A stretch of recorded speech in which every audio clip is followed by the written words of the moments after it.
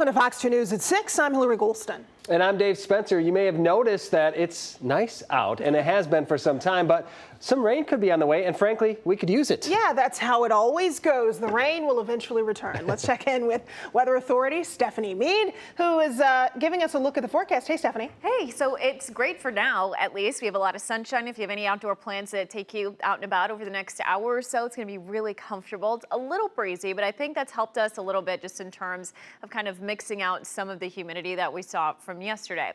Live look over the city shows a lot of sunshine over the city of Detroit right now. Lots of 70s with a few spots close to 80 degrees, 79 in Lansing, low 80s in Coldwater, 73 degrees in South Haven for right now. And they're actually seeing some shower and thunder shower activity. So it's not too far away from us at the moment. Now, wind conditions have since relaxed. These are our wind gusts right now, anywhere between 5, 10, 15 miles per hour out of the northeast. So that is funneling in cooler but also drier air too. So you might notice that significant decrease in that slight humidity that we saw yesterday. But here's a big story moving forward. Here's our sky tracker. Here are those showers off to the west of us into portions of Lake Michigan and over Wisconsin. That will eventually track in our direction. So we'll have timing on when it should arrive. And if we see any thunderstorm activity with that too, coming up in the full forecast. Hilary and Dave, over to you. Stephanie, thank you. The video for this one is something you got to see to believe. A high school football game in Detroit includes hard hits, a lot of running, and some shouting.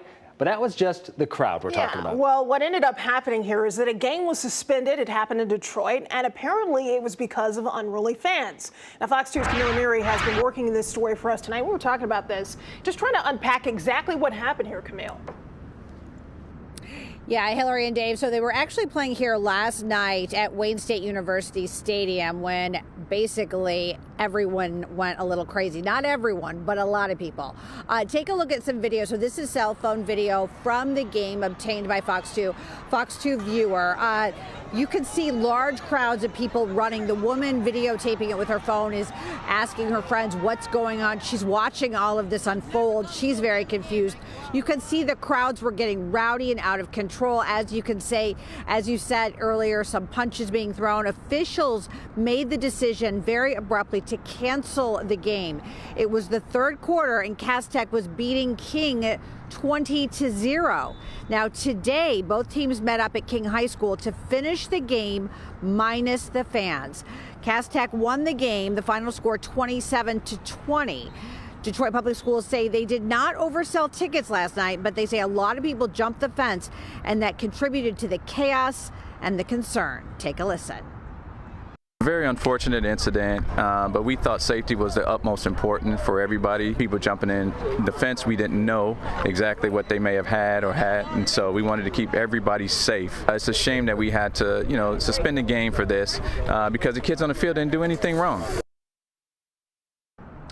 So school officials plan to meet this week to try to figure out exactly how this happened and how to prevent it from happening in the future. Reporting live in Detroit, Camille and Mary, Fox 2 News. Hilary, back to you. Yeah, Camille, when you look at that video, you have to question what was going on before then, what may have precipitated this, where the kids and apparently adults too just rushed the field. Do we know? It's a good question, and unfortunately, we've seen this happen a lot when it comes to large crowds. Now, the amount of people that you can have in here is, I think, capacity is right under 6,000, and they had sold only less than 6,000 seats. But then all those people rush, and I've seen it. You may have seen it too when we're out covering events. That literally sometimes kids will say run, and they'll start running, and everybody else will start running, and they don't even know what they're running towards or why they're running. So sometimes it's that group mentality, as you saw. Things really did get unruly in that video, and they could have gotten even worse. You heard that the athletic director saying they weren't sure what people had. So when people were jumping the fence, they weren't sure maybe someone was armed. It could have been possible. So out of an abundance of caution and just to kind of put things, put a kibosh on everything, they decided to abruptly suspend that game. King came back, and they were 0 last night. They really came back less today, but Cass Tech ended up beating them. So, Hilary, back to you. Yeah, probably prudent from officials to suspend that game. Thank you so much, Camille and Mary, live for us tonight. Well, 2 people have been killed in a crash. This happened on the east side of Detroit. Terrible situation. Police telling us that alcohol might have been a factor in this crash as well. Happened early this morning on Gratiot near Mac. SUV hits a motorcycle. 2 men in their 30s, we're told, were killed. One was driving the motorcycle, the other was a passenger in the SUV. The driver of the SUV is now in police custody. It's a woman in her 30s, we're told. She was taken to the hospital. Detroit police say it's very early in this investigation still. Yeah, a tough weekend on the roads, apparently. Another deadly crash to tell you about on US 23. This was last night near Nixon Road in Ann Arbor Township.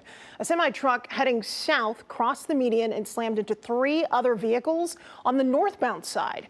A 49-year-old woman from Plymouth in one of those vehicles sadly was killed.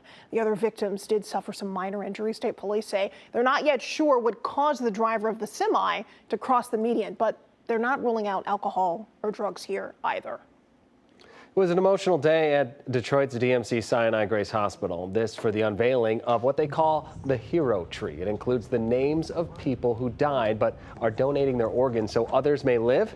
Families of those with their names on the wall were invited to today's event. Among those speaking, the mother of a man killed 4 years ago in a shooting stemming from a road rage incident. I encourage everyone in here to do organ donation because it saves lives. And just know that your loved one is still walking this earth with a piece of them and someone that they gave life to. To have a way to pay tribute, to have a way to positively remember them, what they meant to their families and to this community, and to have a physical place that remembers them and honors them it's the greatest thing. We're told 27 donors are on the hero tree. To become an organ donor, you can register through the Secretary of State.